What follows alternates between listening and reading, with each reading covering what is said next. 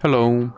In this video I will show you how to install ChatGPT Widget on Lenovo Idea Tab Pro. So you have to start by opening your Google Play Store, then click on search bar and type in Wally AI and click search and then click install. Now click open. Then click on this button to skip introduction and click not now.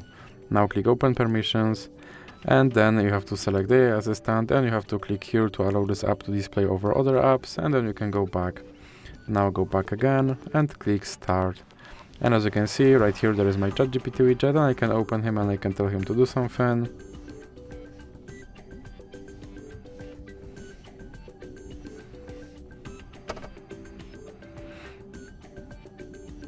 And as you can see, he responded. And if you want to remove him from your screen, simply drag him into the X icon in the middle. So that's it for this video. If you liked it, please remember to leave like and subscribe.